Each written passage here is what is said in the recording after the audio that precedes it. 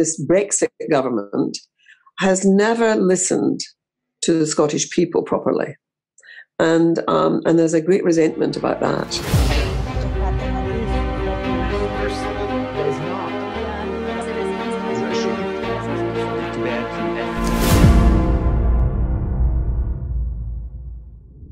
Welcome to Forum 2000 online chat.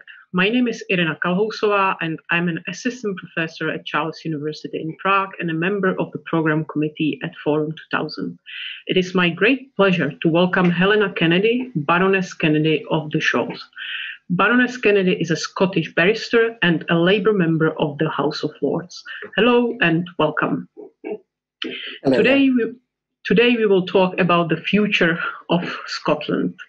So in May 6 election, voters in Scotland showed an overwhelming support to Scottish National Party, which won 63 seats, which represent over 47% of votes. Conservative Party won 31 seats and the Labour Party 24. SNP fell short of an outright majority in the 129-seat chamber by one. Can we please start with the basics, with the past? What are the roots of the independence movement in Scotland? Well, let me start by explaining something about the historical position with regard to Scottish politics. Scotland, certainly in my whole lifetime, and you can see that I'm not, I'm a woman of a certain age. In my lifetime, and growing up in Scotland, Scotland was essentially a Labour voting country. It always had a very strong egalitarian ethos. And that was, of course, because there was a very large industrial working class. There were shipyards, there were mines, there were steelworks, there were all those things that gave jobs to working class men. And of course, there was a big immigrant community from Ireland. And in fact, my forebears were Irish, and there was quite a significant Irish community in the lowlands of Scotland.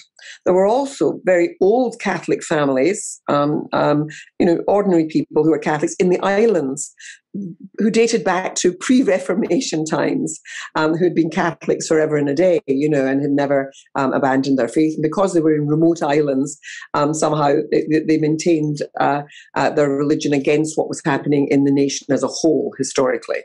So although Scotland is a Protestant nation, there are these large pockets of Catholicism.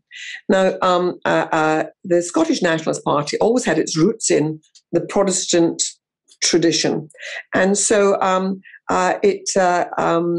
it meant that it was quite hard for it to get a majority until a great change happened in our society. And I think that one of those changes was that that sort of idea that you couldn't be a Scottish nationalist if you were a Catholic, because Scottish nationalism and that pride in it was very much about a Protestant ethos, which felt very exclusionary to Catholics, and so they were anxious about Scottish nationalism would be not very helpful to immigrant Catholics from Ireland. So. And of course, there were also Italian immigrants from the Second World War. There were also Polish immigrants, and they also tended to be Catholics too. Catholic communities were worried about Scottish nationalism. Well, the thing that happened that changed things were twofold. One was that the Labour Party became a different kind of Labour Party from the one that had normally operated in Scotland. During the Blair years, the New Labour years, there was a sort of strong adoption of neoliberal economics, this whole idea that the welfare state should shrink, that there should be lower taxation, just a whole sort of privatizing of things that had been public in the public domain, like the railways, like water and electricity. In the Thatcher era and beyond, that had started happening, and rather than New Labour resisting it, they accepted all of that, and they they became a sort of modern, more liberal sort of fairly conservative sort of party. Certainly when it came to economics, they went along with the whole neoliberal idea, and that rankled with many Scottish Labour people who felt that they were resisting the traditions which had been about looking after the wider community. There was also the business of the Iraq War. Scotland was absolutely abhorred by our joining in with the Bush administration in the Iraq War, and they demonstrated, and the resistance was considerable.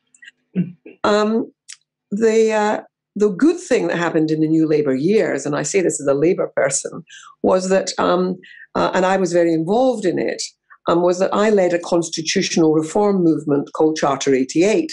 And the title will be very familiar to people in your part of the world. The Charter 88 stole its name, of course, from Charter 77. And what we were saying was, after all those years of conservatism and different parts of the country were restless, we said there should be greater devolution. People should be making decisions closer to where they are. And so we created a whole agenda for change. And we encouraged New Labour to have a modernisation agenda for the Constitution, that there should be a Freedom of Information Act, that there should be a reform of Parliament, and much more, if you like, many more parliamentary committees holding the executive to account, that there should be devolution to Northern Ireland, Wales and Scotland, and that there should be a Bill of Rights, which was incorporating the European Convention of Human Rights into English law, because of course we were from the common law tradition. And it was really a moment of real change on that sort of architectural foundations of the way that our union of nations might work, and that in many ways created a sort of shift. And it happened at a time where, of course, it meant that there was a Scottish Parliament, and Labour was in control. We got most of the votes for it, but it was designed in a way with poor proportional representation, so that nobody should be, controlling it completely on their own. It meant that there would have to be coalitions, and there would have to be a listening to all the different sections of the society. Well, people, after the Iraq War, people were being more and more disillusioned with Labour, and they felt abandoned by New Labour in that it didn't feel real to them. And the very successful shift that the Scottish nationalists took, which was that they rather moved away from this sort of very conservative, sort of nationalist party that it used to be, to becoming a party of the sort of centre-left. It really took the place of Labour. Mm-hmm. And so it adopted being a sort of Labour positioning on the side of ordinary families. We're on the side of, but who are proud to be Scottish, are not like the rest of the nation. We've got our own traditions. When they talked about nationalism, they didn't talk about it in the, I've got to be very careful with the language I use here, but it was not ethnic nationalism. It was a nationalism which was civic nationalism. Mm-hmm. And so it said, it doesn't matter if you're a Pakistani Scot, or if you're an Irish Scot, or if you are an Italian Scot or a Jewish Scot. It doesn't matter what kind of Scot you are. If you're a Scot, you're a Scot, and we embrace you all. And our nationalism will be about you as a valuable citizen who deserves respect and your dignity to be maintained. And we will be there for you as a state when things go wrong, when you need healthcare, when you get old, and so forth. So I'm telling you that I was brought up in a very ordinary family in Scotland. I was lucky because of very good state education in Scotland, and I had a higher education. I became a lawyer, a barrister. I've become a Queen's Counsel, and I've ended up in the higher, the House of Lords, which is part of the legislature. And so those opportunities were made for me, undoubtedly, by a Labour Party in the post-war period that made it possible for children of families like my own to have opportunities. And so that language is very important in the culture of Scotland about giving opportunities, being proud of your education system, and so the Scottish National Party adopted that rhetoric, and they've been very good about talking about women's rights. They have been very fostering of a sort of sense of unity, and of course they've always been able to blame England, Westminster, the overarching United Kingdom Parliament, for any of the disadvantages that were suffered by the Scottish people.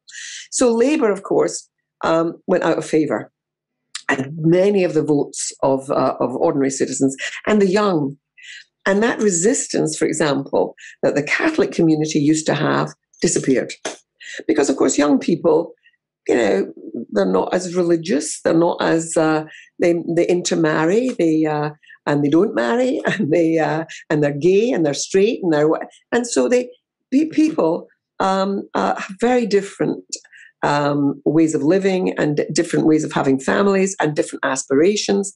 And so the Scottish National Party seemed to speak to them in a way that the Labour Party didn't. So that was very interesting. Then there was a moment where the Conservative Party, which had almost been obliterated in Scotland, started rebuilding itself to fill the other gaps for the people who didn't like the kind of left turn of the Scottish National Party. Revitalised Scottish conservatism to be a more progressive kind of conservatism. So even Scottish conservatism is more it's more liberal, if you like, with a small L, than Scottish conservatism south of the border, or English conservatism.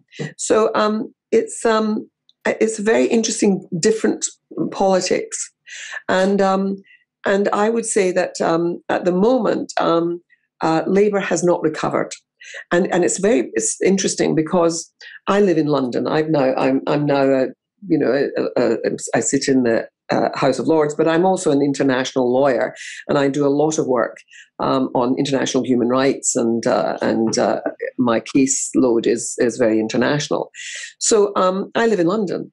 But we have for a long time had a house in Scotland, and I go up and down to Scotland a lot. And my sisters and my family all live there, my relatives.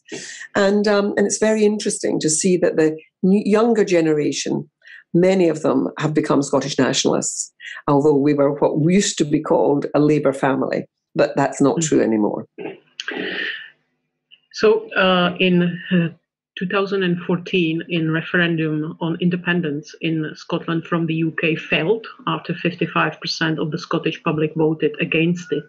So does the fourth consecutive victory give SNP a mandate for a new referendum, or do you think Boris Johnson is right when he says that the referendum in 2014 was once in a generation and now it's not time for another referendum?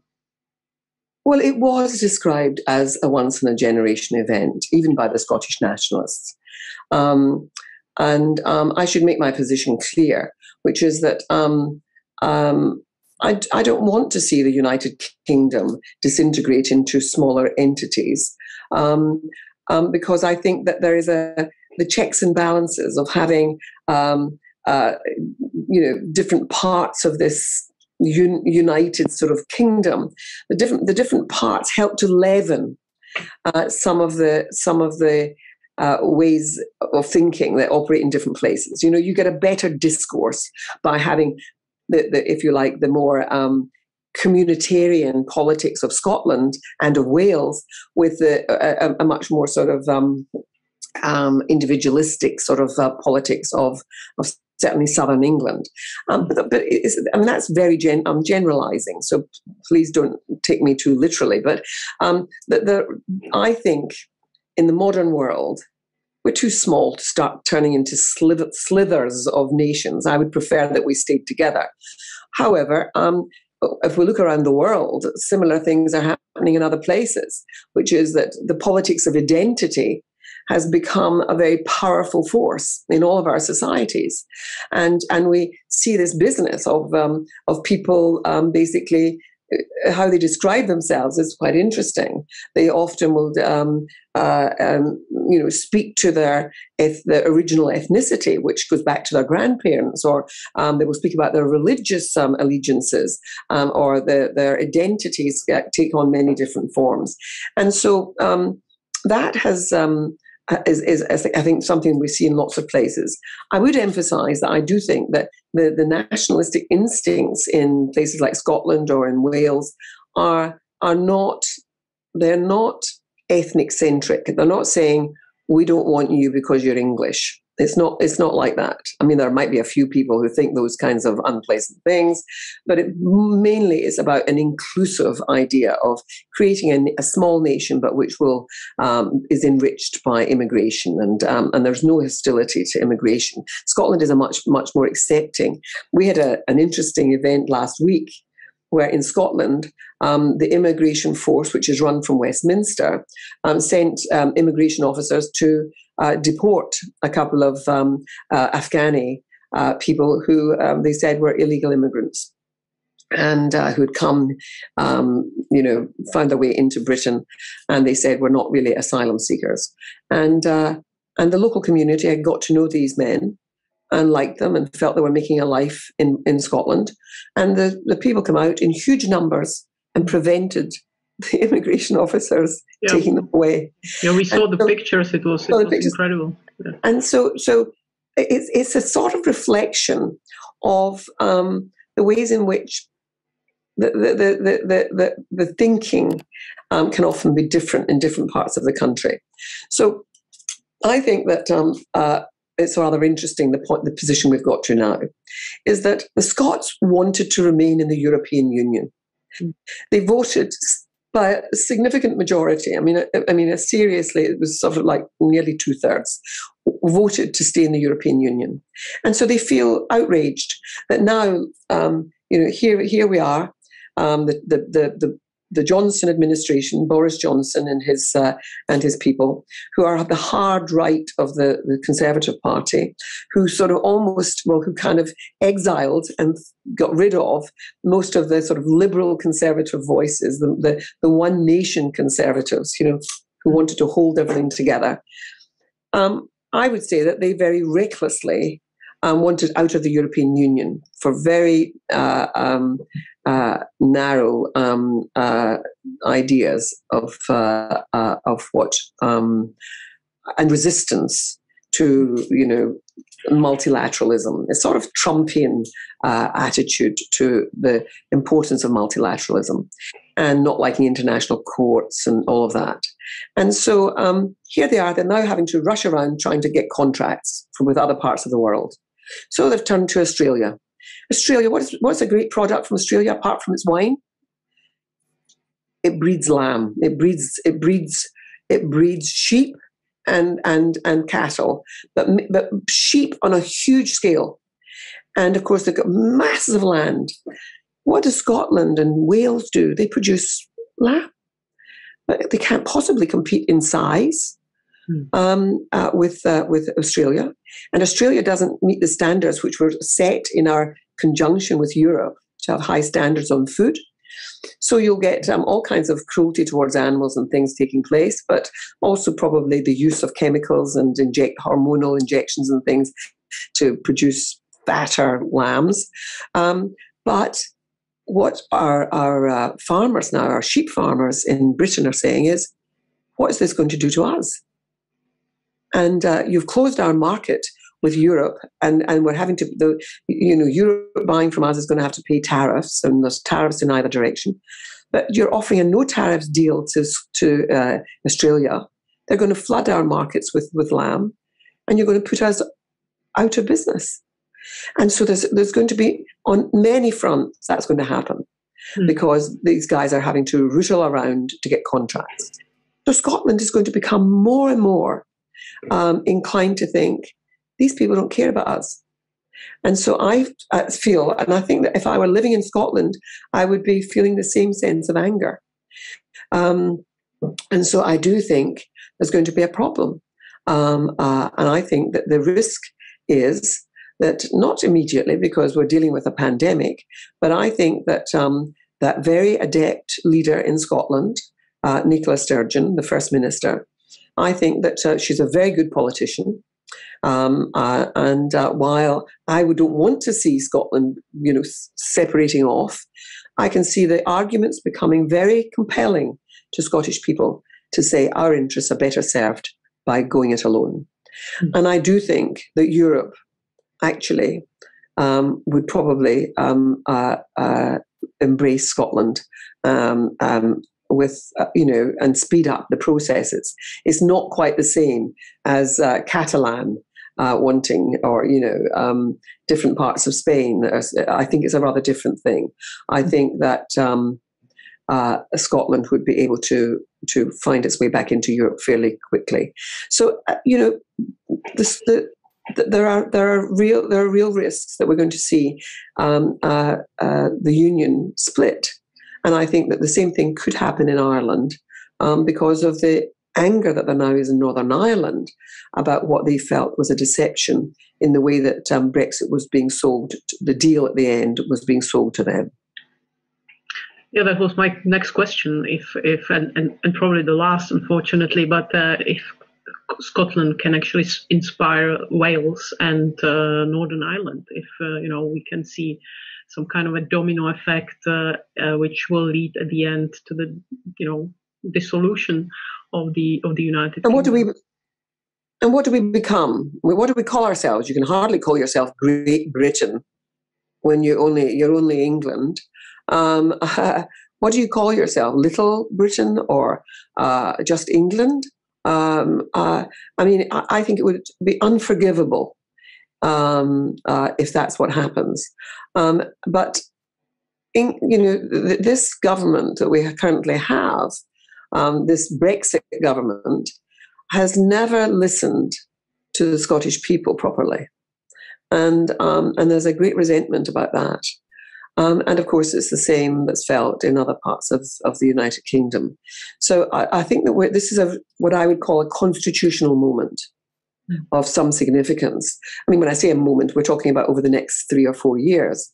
Boris Johnson is now changing the law back again. The Conservatives, when they came into office in coalition with the Liberals back in 2010, they changed it so that we have a fixed-term parliament for 5 years. Now they're going to change it back again. Why do you think they're doing that? I think they're going to call an election in 2003, quickly before the Scots can do anything about a referendum. I think that I don't think Labour will. I don't know what the position will be with Labour, but there is if he calls an election, he'll call it at a time when it's most beneficial to him and to the Conservatives. And he will not wait until the criticisms over how he's handled COVID at the beginning, which was disastrous and pathetic, and the corruption of giving so many contracts to his friends and friends of the Conservative Party. All of that they'll get an election in before all of that comes out in an inquiry. And so it will be interesting to see what happens in the next period. But I think there's going to be a serious constitutional crisis. Thank you very much. Really turbulent times are in front of us, and we will all be watching. The country which used to be such a, in a way, boring country for so many years. So suddenly Brexit and all these things. It's really interesting because it was boring in a good way. It was boring in a good way. You're absolutely right. And boring in a way that was respectful of the rule of law, respectful of international law. And yet we're increasingly seeing disrespect for these things, which are very close to my heart as a lawyer. And so I am anxious. And I don't say that from a political partisan point of view.